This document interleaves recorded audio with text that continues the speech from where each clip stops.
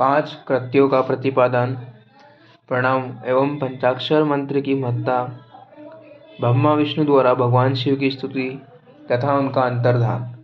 ब्रह्मा और विष्णु ने पूछा, प्रभो, षष्ठी आदि 5 कृत्यों के लक्षण क्या है, यह हम दोनों को बताइए। भगवान शिव बोले, मेरे कर्तव्य को समझना अत्यंत गहन है, तथापि मैं कृपापूर्वक तुम्हें उनके विषय में बता रहा हूँ।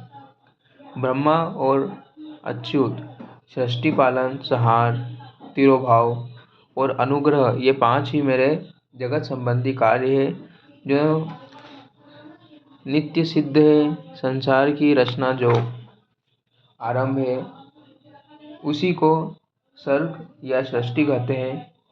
मुझसे पालित होकर सृष्टि का स्थिर रूप से रहना ही उसकी स्थिति है, उसका विनाश ही संहार है।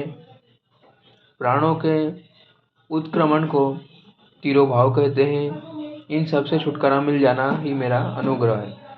इस प्रकार मेरे 5 कृत्य हैं। षष्ठी आदि जो 4 कृत्य हैं वे संसार का विस्तार करने वाले हैं। 5वां कृत्य अनुग्रह मोक्ष का हेतु है।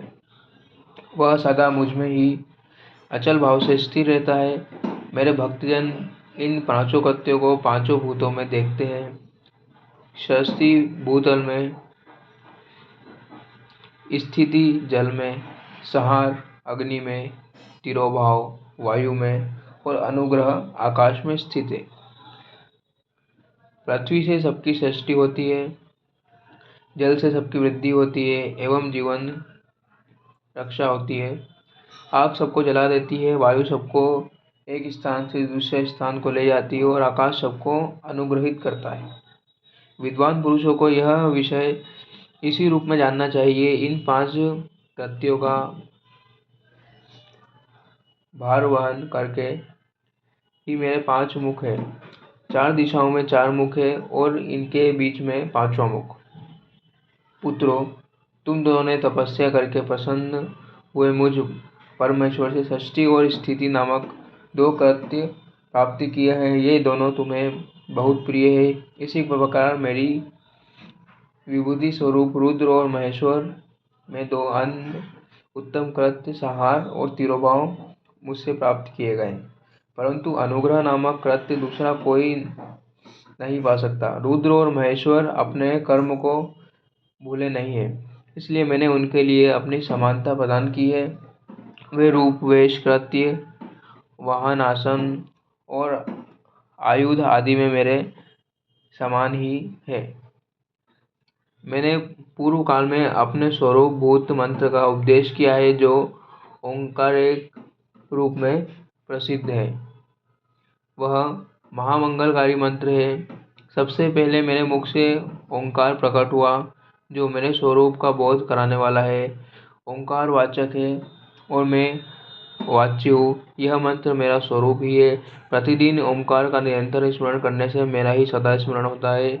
मैं उत्तरवर्ती मुख से आकार का, परिचय मुख से उकार का, दक्षिण मुख से मकार का, पूर्ववर्ती मुख से बिंदुक का तथा मध्यवर्ती मुख से नाद का प्रकट्य हुआ।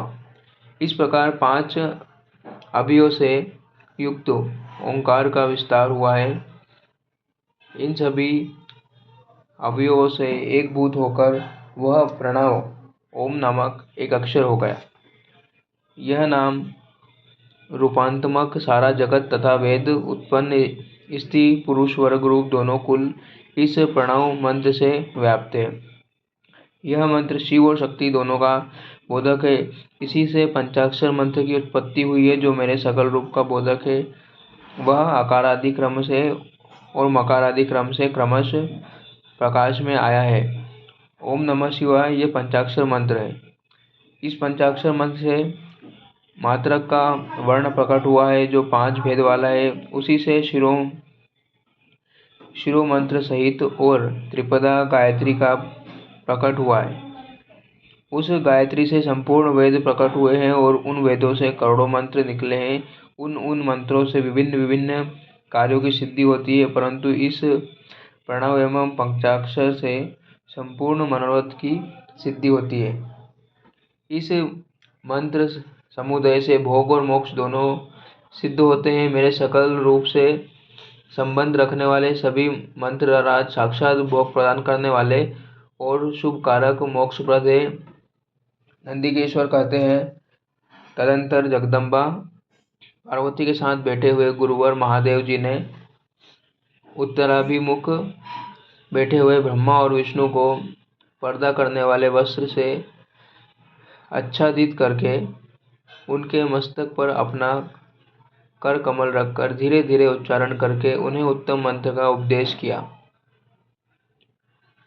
मंत्र तंत्र में बताई हुई विधि के पालन पूर्वक 3 बार मंत्र का उच्चारण करके भगवान शिव ने उन दोनों शिष्यों को मंत्र की दीक्षा दी। फिर उन शिष्यों ने गुरु दक्षिणा के रूप में अपने आप को ही समर्पित कर दिए। दोनों हाथ जोड़कर उनके समीप खड़े हो गए और उन देवेश्वर जगत गुरु का स्तुवन किया।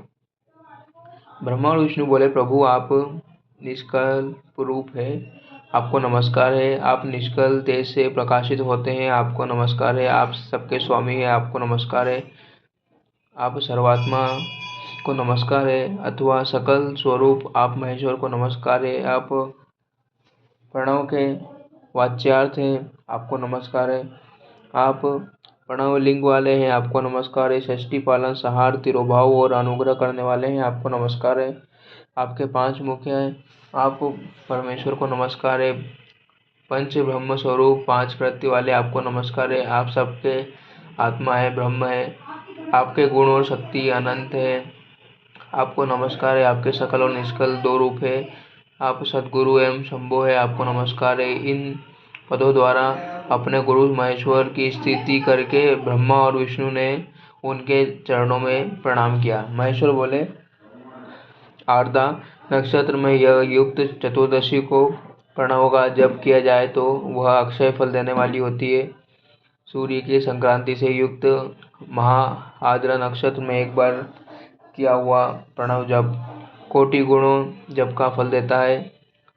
मगशिरा नक्षत्र अंतिम भाग तथा अगले पार्ट के लिए का आदि भाग पूजा हो जुड़े रहे और तर्पण आदि के लिए कथा का आनंद लीजिए, आद्रा के समान ही होता है, यह जानना चाहिए।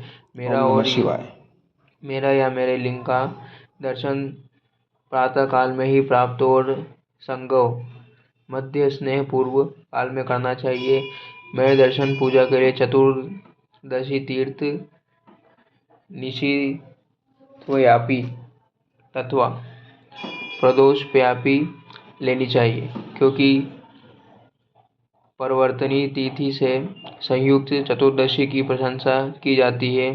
पूजा करने वालों के लिए मेरी मूर्ति तथा लिंग दोनों समान है, फिर भी मूर्ति की अपेक्षा लिंग का स्थान ऊंचा है। इसलिए मुमुक्षु पुरुषों को चाहिए कि वे मूर्ति से भी श्रेष्ठ लिंग की पूजा करें। लिंग का ओम आकार मंत्र से और वेद का पंचाक्षर मंत्र से पूजन करना चाहिए। शिवलिंग की स्वयं ही स्थापना करके अथवा दूसरों से भी स्थापना करवा कर उत्तम द्रव्य को उपचार से पूजा करनी चाहिए। इससे मेरा पद सुलभ हो जाता है। इस प्रकार उन दोनों शिष्यों को उपदेश देकर भगवान शिव वही अंतर ध्यान हो गए।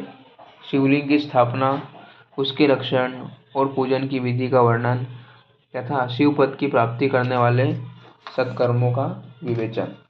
ओम नमः शिवाय। अगले पार्ट के लिए हमारे साथ जुड़े रहे कथा का आनंद लीजिए, परमानंद लीजिए। ओम नमः शिवाय।